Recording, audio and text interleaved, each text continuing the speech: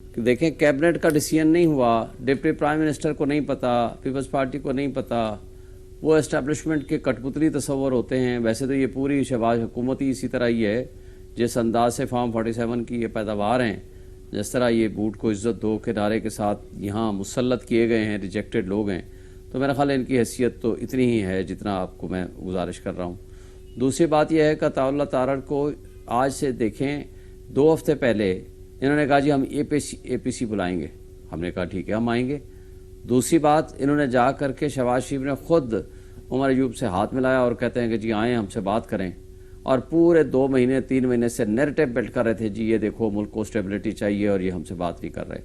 جب اے پی سی کی بات کی ہم نے کہا جی ٹھیک ہے ہم آئیں گے اور ہم آپ سے بات بھی کریں گے، اور ہم نے اس حوالے سے امپاور کر دیا ہمارے جو تحریک تحفظ آئین پاکستان کے اچکزئی صاحب ہیں کہ جو بھی پروپوزل دینی ہے آپ ان کو دیں۔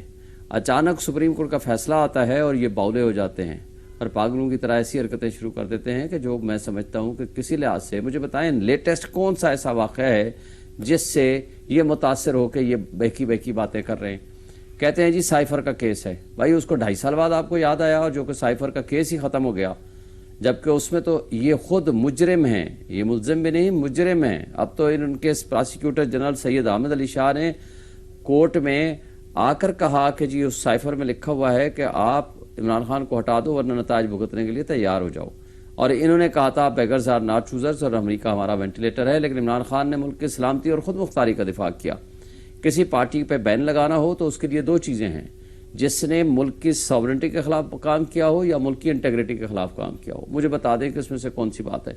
دوسری بات کہہ رہے ہیں کہ جی 9 مئی ہوا، بھائی 9 مئی کو تو ہوئے اب 14 مہینے ہو گئے ہیں، 15 مہینے ہو گئے ہیں، کدھر تھے یہ اس سے پہلے؟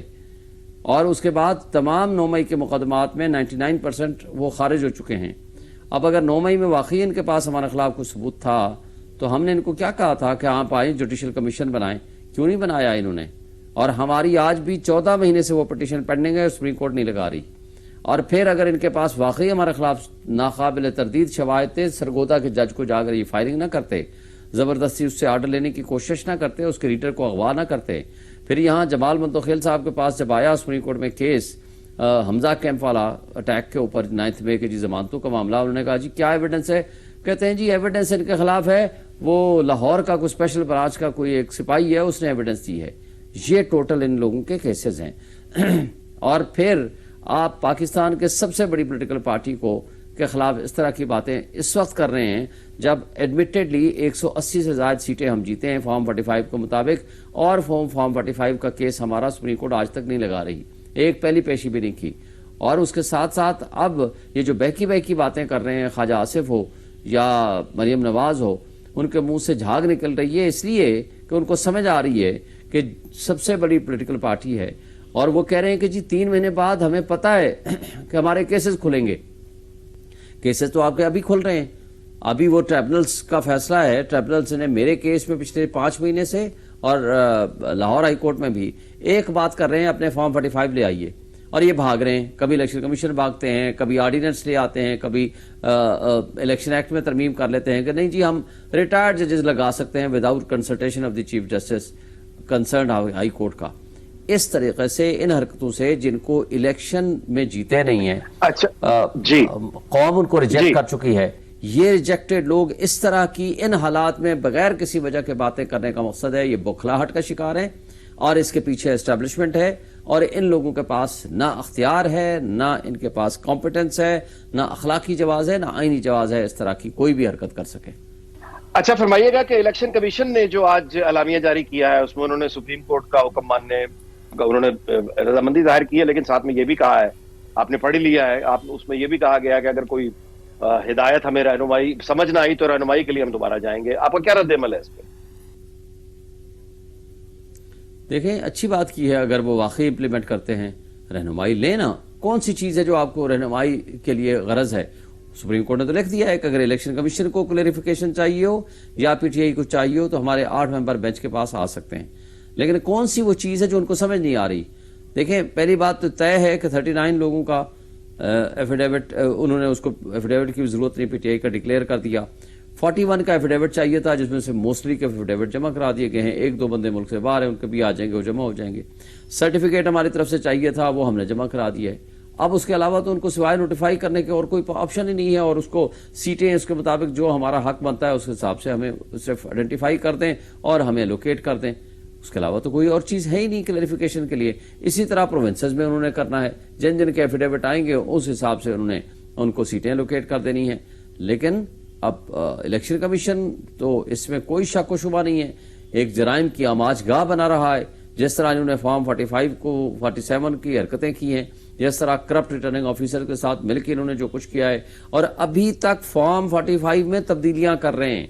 یعنی جو 10 دن کے اندر انہیں فارم 45 اپلوڈ کرنے ہوتے ہیں وہ تو 2 مہینے تک نہیں کیے, جو اس وقت کیے تھے اب دوبارہ اس میں تبدیلی کر رہے ہیں, پھر تبدیلی کر رہے ہیں.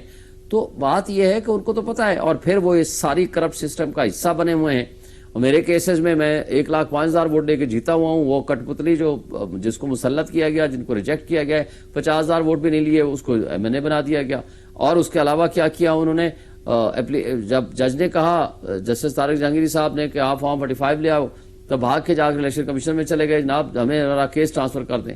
اور اچھا اس نے ٹرانسفر بھی کر دیا بغیر پوچھے کہ جی ایک ریٹائرڈ جج کے پاس ان کو بھیج دیا جائے. پھر ہم گئے عدالت سے سٹے لیا, وہ نہ ریکارڈ جمع کرا رہے ہیں, نہ جواب اس طرح دے رہے ہیں, نہ فارم 45 لا رہے ہیں, اور نہ ہی وہ کیس کو چلنے دے رہے ہیں. وہ ان سب کو پتا ہے یہ سارا ملی بھگت ہے. اس میں یہ جو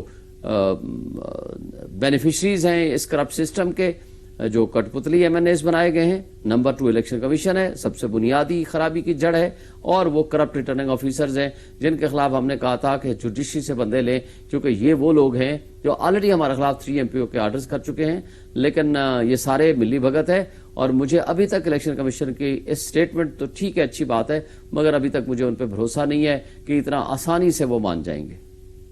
اچھا یہ فرمائیے گا کہ لاہور ہائی کورٹ کی چیف جسٹس صاحبہ نے ٹرائیبیونل کے جو الیکشن ٹرائیبیونل ہے ان کے کوئی ججز کوئی تبدیل کرنے سے انکار کر دیا الیکشن کمیشن کی درخواست پہ, تو آپ کا رد عمل کیا ہوگا؟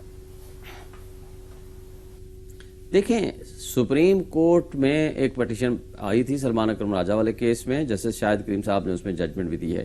دیکھیں, چیف جسٹس کی کنسلٹیشن کسی بھی ٹرائبونل کی اپوائنٹمنٹ کے لیے مسٹ ہوتی ہے, اور کنسلٹیشن کے بغیر کوئی بھی اپوائنٹمنٹ جو ہے وہ انلیگل انکانسٹیٹیوشنل ہوتی ہے, اس کی کوئی حیثیت نہیں ہوتی.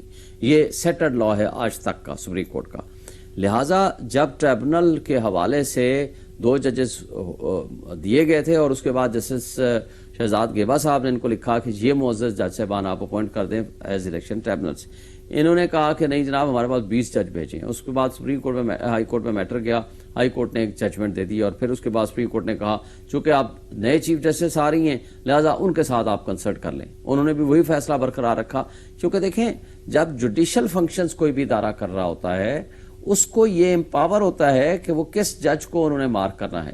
اب وہ ججز اپنا کام کر رہے ہیں, لہٰذا الیکشن کمیشن تو ملزم ہے ان کیسز میں. الیکشن کمیشن کیسے کہہ سکتا ہے کہ مجھے یہ جج قبول نہیں ہے, میری مرضی کا جج لگا دیں تاکہ میں اپنی مرضی کے فیصلے لے لوں. تو یہ تو کنفلکٹ آف انٹرسٹ بھی ہے, یہ کسی صورت نہیں ہوتا. نو ون کین بی اے جج آف ہز اون کاز. ہمارا الزام ہی الیکشن کمیشن کے خلاف ہے. الیکشن کمیشن کہے نہیں جی یہ انڈیپینڈنٹ جج نہیں چاہیے, میری مرضی کا جج لگا دیں. اس طریقے سے تو نہ انصاف ہوگا, نہ اس کے اوپر کسی کا ٹرسٹ ہوگا. انصاف نہ صرف ہو بلکہ ہوتا ہوا نظر آنا چاہیے. تو اس طریقے سے میرا نہیں خیال کہ جسٹس عالیہ نیلم صاحبہ نے بہت اچھا فیصلہ کیا, میں ان کو اپریشیٹ کرتا ہوں. اور میرا خیال ہے کہ اب اس لیے یہ گھبراہٹ کے صورت میں ہیں, جس طرح مریم نواز نے باتیں کی ہیں, یا خواجہ آصف کر رہا ہے, یا عطاء اللہ تارڑ کر رہا ہے, یہ ساری ان کی گھبراہٹ کی باتیں ہیں, اور ان کے پاس اب کوئی اخلاقی, آئینی اور قانونی جواز باقی نہیں بچا جس کے ذریعے سے وہ اپنی حکومت کو چلا سکیں. دیکھیے ایک بات تو اب واضح ہے کہ تلواریں جو ہیں وہ میان سے باہر آ گئی ہیں, رسمی تکلف بھی اب سائڈ پہ ہٹا دیا گیا, اور آمنے سامنے لگتا ہے کہ فریقین جو ہیں وہ کھڑے ہو چکے ہیں. آپ کی پارٹی نشانہ ہے اور ظاہر ہے کہ ہم جانتے ہیں, تو اب آپ کی تیاری کیا؟ یعنی 1.5-2 سال سے تو آپ سختی سہ ہی رہے ہیں, مزید اب اس فریش اٹیک کے جو آ رہا ہے آپ پابندی کے لیے آپ کی کیا رد عمل تیاری کیا ہے؟ دیکھیں یہ کر ہی نہیں سکتے, اس کے لیے ضروری ہے. دیکھیں ابھی سپریم کورٹ نے فیصلہ دیا ہے کہ پی ٹی آئی ایک پولیٹیکل پارٹی ہے, تھی اور رہے گی, اور سب سے بڑی پولیٹیکل پارٹی ہے. یہ بھی اس میں کسی کو کوئی شک و شبہ نہیں ہے, اس کے باوجود کہ ہمارے فارم 45 کے ہم جیتے ہوئے لوگ بیٹھے ہوئے ہیں, ہم باہر بیٹھے ہوئے ہیں. اس فراڈ الیکشنز کے نتیجے میں بھی جو رزلٹ سامنے آیا ہے اس کے مطابق بھی ہم سب سے بڑی پولیٹیکل پارٹی ہیں. تو کیا شیخ مجیب الرحمان والا ڈرامہ یہ دوبارہ رچانا چاہتے ہیں؟ اور فیڈریشن کی واحد علامت اگر کوئی پارٹی ہے تو وہ پی ٹی آئی ہے. مجھے بتا دیں کدھر ہے مسلم لیگ نون پنجاب کے؟ وہ بھی چند حلقوں سے، وہ تو الگ بات ہے، 17 سیٹیں جیتے ہیں، یہ تو فراڈ کے ذریعے آ کے بیٹھے ہوئے ہیں. کدھر ہے اے این پی باقی کے پی کے علاوہ؟ مولانا فضل الرحمان کی بھی تو 4-5 سیٹیں ہوتی ہیں. پیپلز پارٹی انٹیریئر سندھ کے علاوہ کہاں پر ہے؟ اور ایم کیو ایم سوائے کراچی کے وہ بھی ساری سیٹیں انہوں نے ہاری ہیں، وہ فراڈ کے ذریعے آ کے بیٹھے ہیں. اور آپ کو پی ٹی آئی ملے گی جی بی میں ہماری حکومت گرائے گی، لوٹے بنائے گے. کشمیر میں ہماری حکومت گرائے گی، لوٹے بنائے گے.